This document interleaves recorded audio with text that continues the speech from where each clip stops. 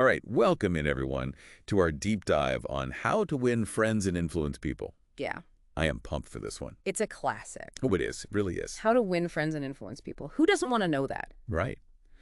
I mean, this book has been a bestseller since 1937 for a reason. It's true. It stood the test of time.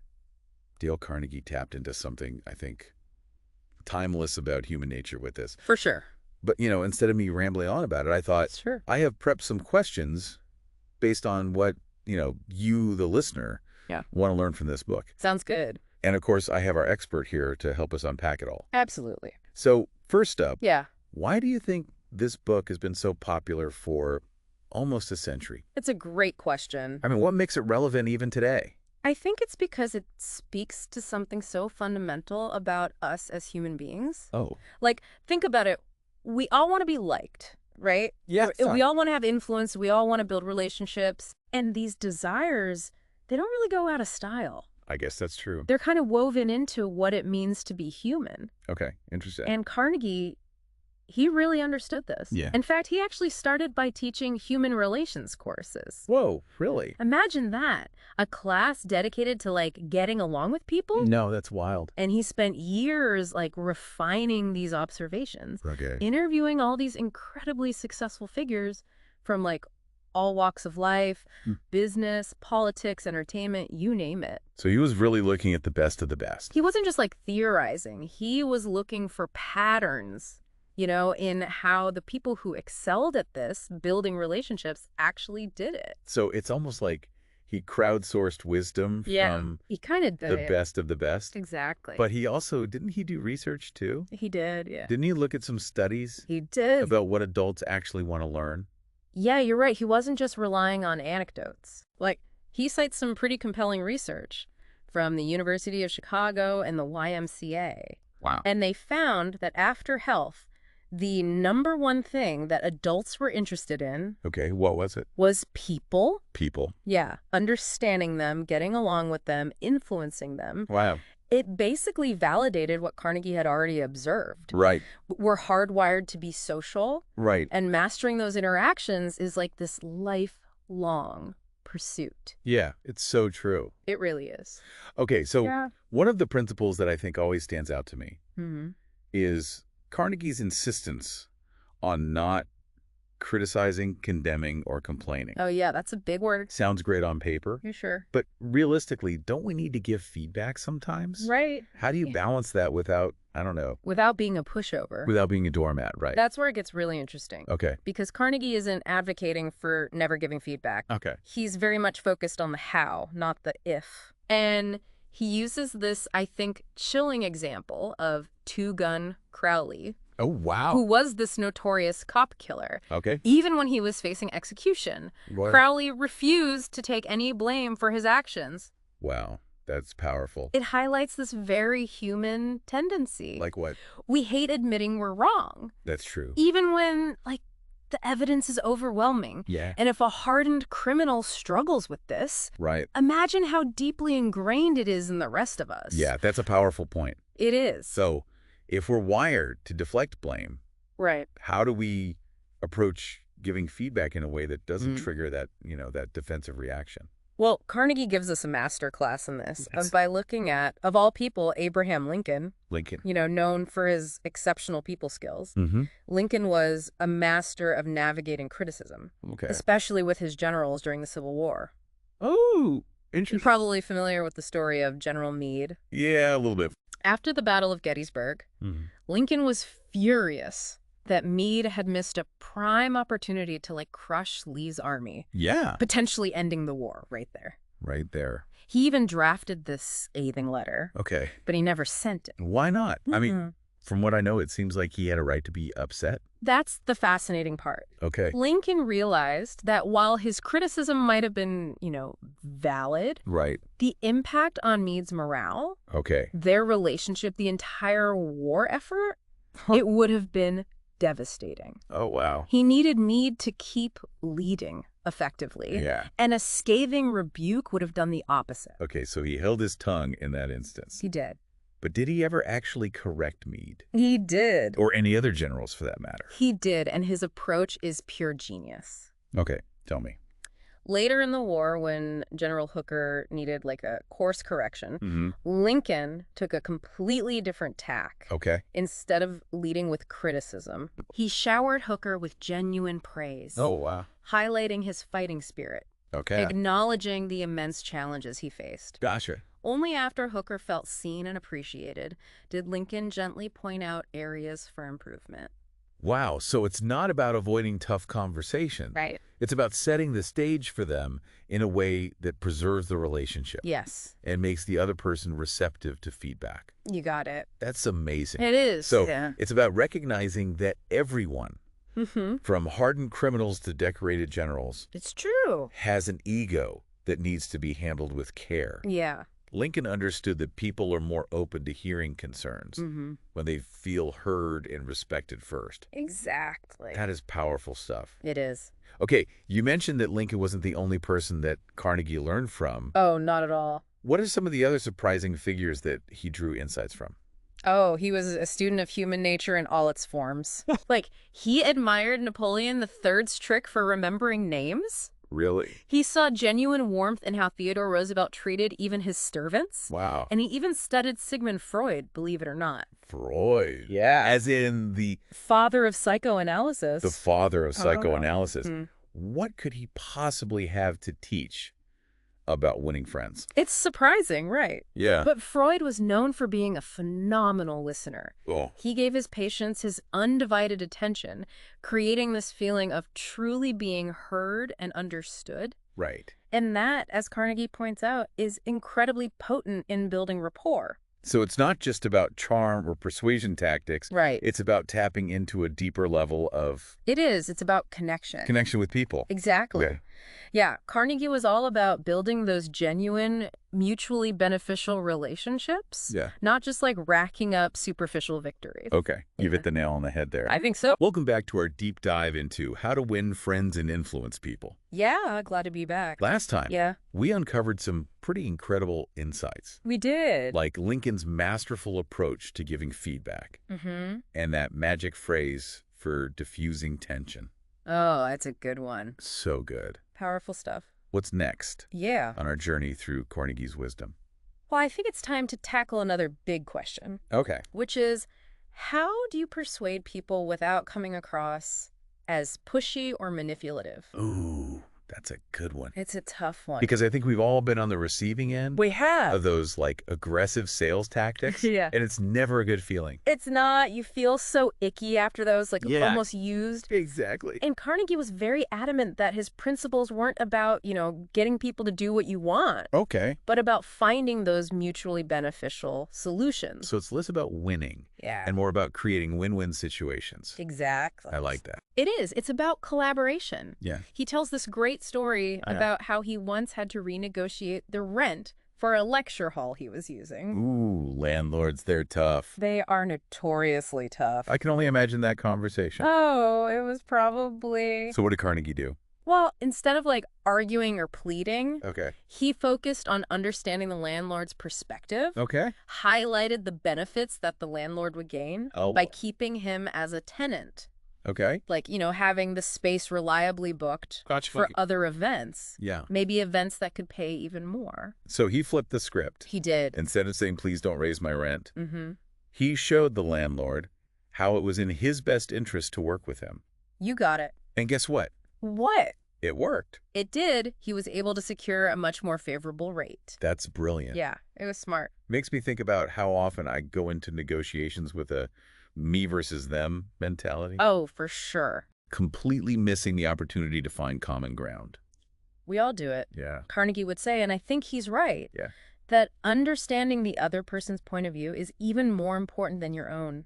It's so true. Remember that famous quote, seek first to understand, then to be understood.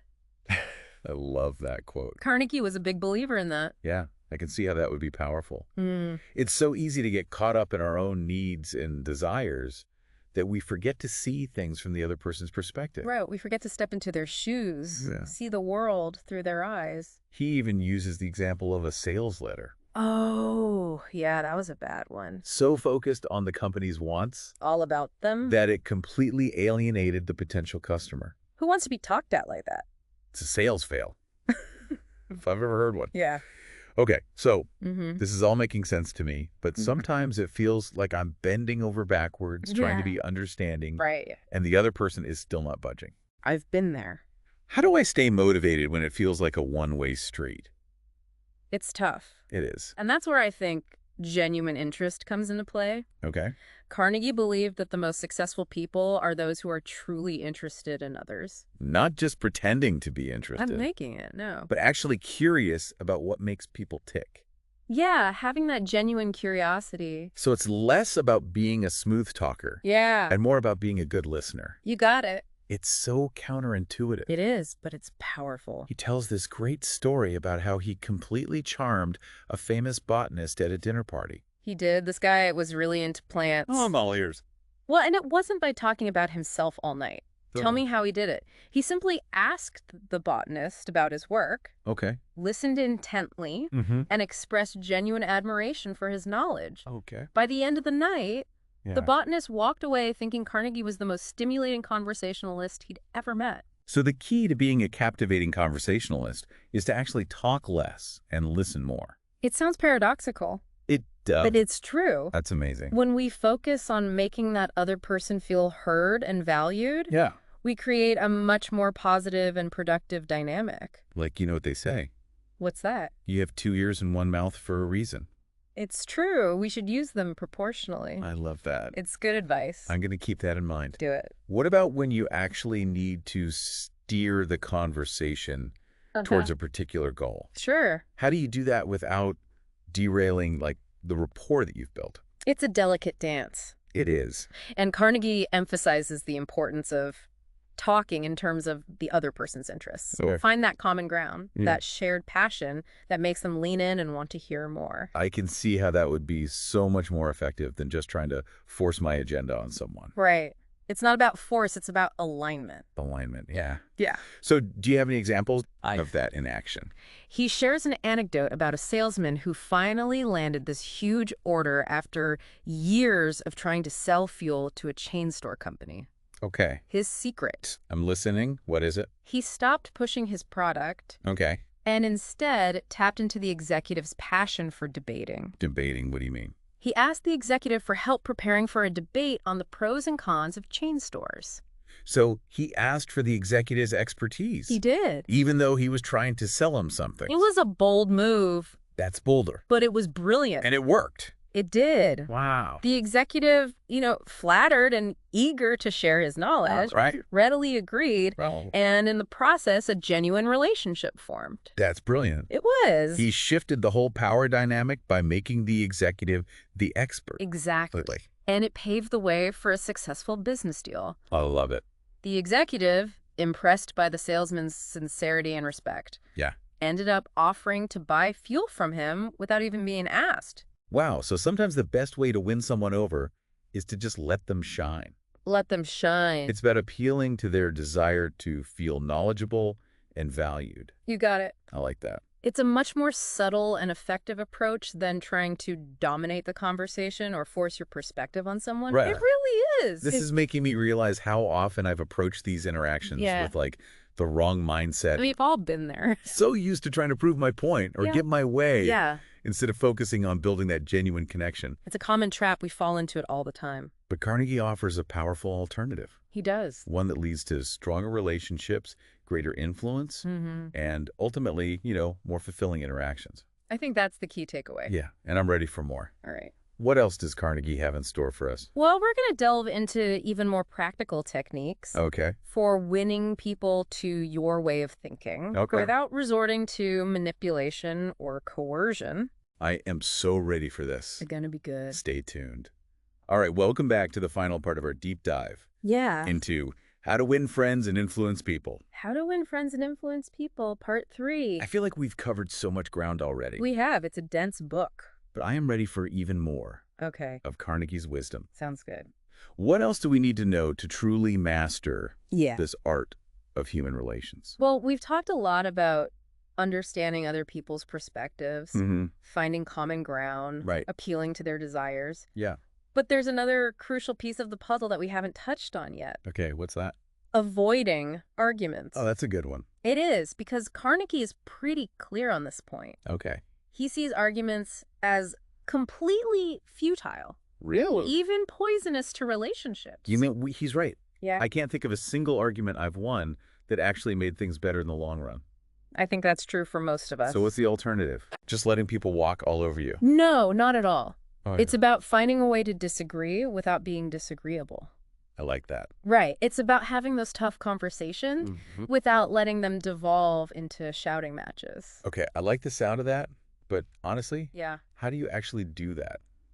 it's tough. Especially when you feel really strongly about Yeah. something. Right. And, you're right. We've all been there. Yeah, we have. Carnegie recommends a surprisingly simple Okay. but effective strategy. What is it? Start by acknowledging the other person's perspective. So, even if I think they're completely wrong, Yeah. I should try to find something to agree with. Try to find that common ground. Isn't that a bit Yeah. disingenuous? It's not about faking agreement. Okay. It's about genuinely trying to see where they're coming from. Okay. You might say something like, I understand why you feel that way, and I agree that, and you insert a point of agreement. However, I have a different perspective on, Yeah. and then you insert your point of disagreements. Ah, okay. I see what you mean. You see? It's like you're saying, hey, we're on the same team here. Yeah. Even if we don't see eye to eye on everything. Exactly. It sets a more collaborative tone Right. instead of an adversarial one, Yeah. which makes all the difference. It does. It really does. And remember, Carnegie also stresses the importance of showing respect Mm-hmm. for the other person's opinions, Okay. even if you vehemently disagree with them. It all comes back to respect, doesn't it? It really does. But easier said than done, right? It is. It can be very difficult. Sometimes biting your tongue feels like the hardest thing in the world. Oh, absolutely. Especially when you know you're right. Right. But Carnegie reminds us that logic alone rarely persuades people. That's true. Our decisions are driven by, a complex mix of emotions, ego, and deeply held beliefs. Okay, so trying to win a logical argument is often just a fool's errand. Yeah, you're not going to change someone's mind. What's a more effective approach? Well, Carnegie suggests appealing to the other person's emotions and self-interest. Okay. Instead of hitting them with facts and figures, Yeah. try to connect with their heart Oh, and their motivations. I like that. Right, speak to their heart. Yeah. That makes a lot of sense. We're not robots after all. Oh, we're not. Speaking of human fallibility, Yeah. Carnegie also encourages us to admit our own mistakes, which feels I know. counterintuitive, Yeah. especially in a book about influence. He actually sees it as a sign of strength, not weakness. Oh, that's an interesting perspective. It is. Why do you think that is? Well, admitting our mistakes disarms the other person. Okay. It takes the sting out of any criticism we might have to give Mm-hmm. because it shows that we're not perfect either. Right. It makes us more relatable, more human. This reminds me of that story that Carnegie tells Oh, yeah. about almost getting into trouble with a park policeman. For letting his dog run off leash. Or letting his dog run off leash. Yeah, that's a good one. He learned the hard way He did. that giving orders and being confrontational Yeah. only creates resentment. It does. It backfires. So what did he do differently Mm. the next time he encountered Yeah. a group of kids building an illegal bonfire in the park? Oh, that's a good one. Did he go full-on authority figure? No, not at all. What did he do? He appealed to their sense of responsibility and pride.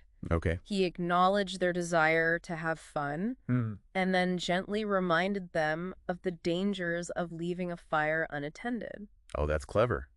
It is. He made it about their good character, Mhm. not about him being the rule enforcer. Exactly. And because of that, they were much more receptive to his message. It's like that saying, you catch more flies with honey than with vinegar. Exactly. I like that. It's a good one. Carnegie believed in the power of positive reinforcement. He did. It's far more effective to encourage, Yes. inspire, and Mm. appeal to those nobler motives Okay. than to try to change people's behavior by focusing on the negative. It's all about lifting people up. It's about catching people doing things right, Yeah. not just pointing out when they mess up. It's a much better approach. I could see how that approach would build, like Oh. goodwill and cooperation. It does. It creates a positive spiral. Okay. And finally, let's not forget one of Carnegie's most fundamental principles, Oh. making people feel important. Yes. He believed it was one of the deepest human desires. It's so true. It is. Everyone wants to feel like their thoughts and opinions matter. But how do we do that in a way that feels genuine?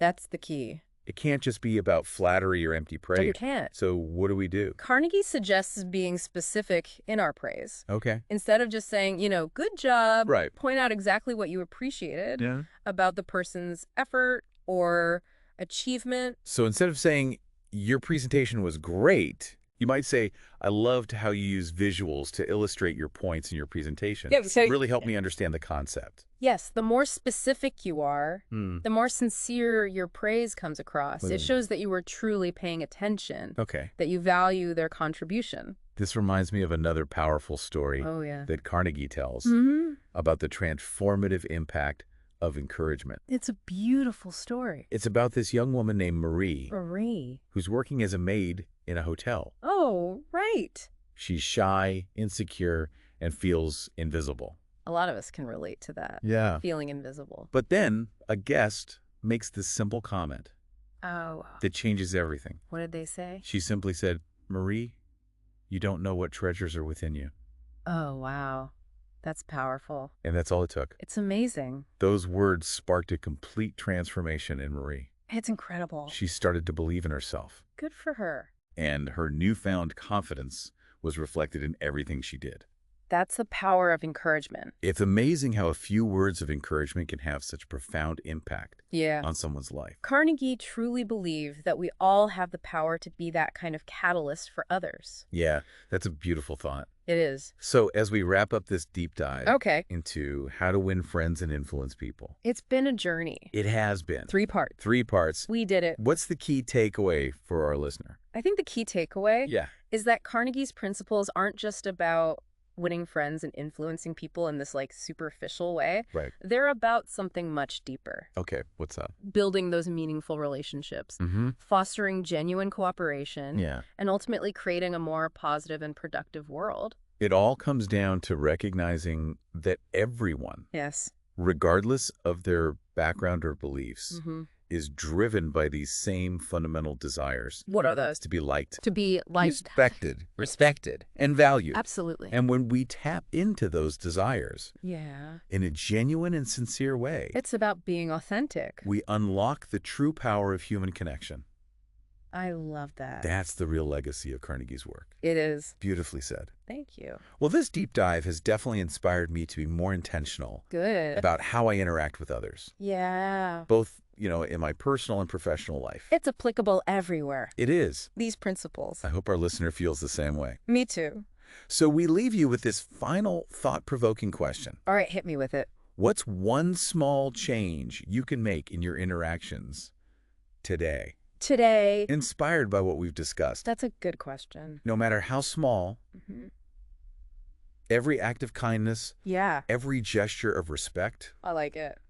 it can make a difference. It can. And remember, we'd love to hear about your experiences, Yeah, share your stories. your questions, your insights. We're a community here. We're all on this journey together. We are. A little bit of Carnegie can go a long way. It can. Until next time, happy connecting. Happy connecting.